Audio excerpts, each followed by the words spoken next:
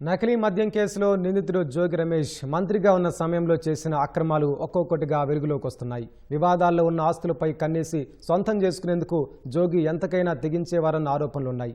నిషేధిత జాబితాలోని అగ్రిగోల్డ్ భూములను కొల్లగొట్టి అమ్మేసి 10 కోట్లకు పైగా సొమ్ము చేసుకున్నారు.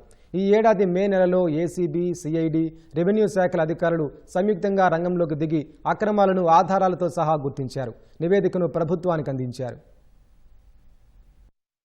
ఎన్టీఆర్ జిల్లా విజయవాడ రూరల్ మండలం అంబాపురంలోని అగ్రిగోల్డ్ భూముల్ని అధికారులు ఈడీకి అటాచ్ చేసే నిషేధిత జాబితాలో పెట్టారు. వైసీపీ ప్రభుత్వంలో మంత్రిగా ఉన్న జోగి రమేష్ కన్ను వీటిపై పడింది.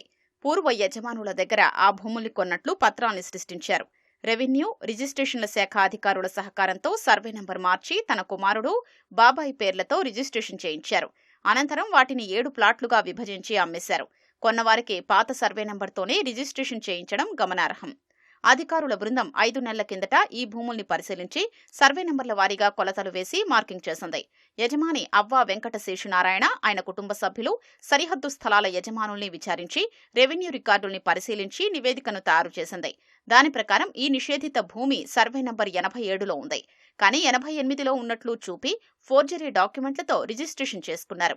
సర్వే నంబర్ 87లోని అగ్రిగోల్డ్కు చెందిన 9 ప్లాట్లు, మధ్యలో ఉన్న 445 చదరపు గజాలు, 209.5 చదరపు గజాల రహదారుల్ని కలిపి చుట్టూ ప్రహరీని నిర్మించారు. 9 ప్లాట్ల స్థలం 1540.10 చదరపు గజాల రహదారులతో కలిపితే 2194 చదరపు గజాలని అధికారులు కొలతలు వేసి గుర్తించి నివేదికలో పొందుపర్చారు. 2022 డిసెంబర్ 9న కుమారుడు జోగి రాజీవ్ పేరుతో 1074 చదరపు గజాల్ని ఆర్ఎస్ నంబర్ 88లో కొనుగోలు చేసినట్లు దస్తావేజు 7589లో జోగి రమేష్ చూపించారు. వాస్తవంగా ఆ సర్వే నంబర్లో ఈ భూమి లేదు. దీంతో వేరొకరికి అమ్మడం కుదరదు. అందుకే మళ్లీ స్వీయ సవరణ ద్వారా దస్తావేజు నంబరు 2674, 2675, 2673లో 2023 ఏప్రిల్ 29న సర్వే నంబర్ 87లోకి మార్చారు. 2022 సెప్టెంబర్ 9న వెంకటేశ్వరరావు పేరుతో 1086 చదరపు గజాల్ని ఆర్ఎస్ నంబర్ 88లో కొనుగోలు చేసినట్లు దస్తావేజు 7592లో చూపించారు.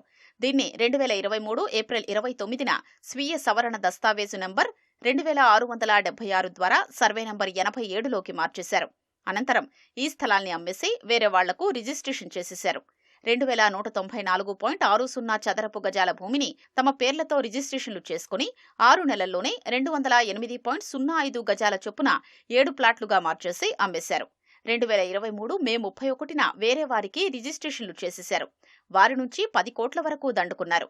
భూమిని కొని మోసపోయామంటూ పడిగపాటి బాలమ్మ, సోముల దుర్గాభవాని, సోముల వెంకటేశ్వరరెడ్డి, పడిగపాటి సుబ్బారెడ్డి తదితరులు అధికారుల్ని కలిసి తమ దగ్గరున్న దస్తావేజుల్ని చూపించారు. అవి అగ్రిగోల్డ్ భూములని తెలియక కొన్నామని వాపోయారు. పెడన నియోజకవర్గంలో ఓ వ్యక్తి చనిపోవడంతో ఆయన భూమిపై జోగివర్గం కన్నుపడింది. ఆయన తల్లి, భార్య మధ్య ఆస్తి విభేదాలు రావడంతో మధ్యలో జోగి కలగజేసుకున్నారనే ఆరోపణలున్నాయి. మధ్యవర్తిత్వంలో కొంత భూమిని తన బినామీ అయిన ఓ అనుచరుడి పేరుపైకి మార్చినట్లు తెలుస్తోంది. జోగి ఎమ్మెల్యే, మంత్రిగా ఉన్నప్పుడే తీర ప్రాంతంలో 1500 ఎకరాల వరకు మడ అడవుల్ని కొట్టేసి చేపల చెరువులు తవ్వేశారు. వీటిలోనూ తన బినామీ పేర్లతో 50 ఎకరాల వరకు కబ్జా చేసినట్లు ఆరోపణలున్నాయి. కృష్ణా జిల్లా కృత్తివెన్ను మండలం ఇంతేరు గ్రామంలో ఎకరా 3 లక్షల చొప్పున 30 ఎకరాలు సిద్ధంగా ఉన్నాయంటూ పశ్చిమ గోదావరి జిల్లా నర్సాపురానికి చెందిన వీర వెంకట ప్రసాద్, ఆయన కుమారుడు కళ్యాణ్ను జోగి రమేష్ తన అనుచరులు నమ్మించి 90 లక్షలు తీసుకున్నట్లు సమాచారం. ఆ తర్వాత భూమి చూపించకుండా బెదిరింపులకు దిగుతున్నట్లు తెలిసింది.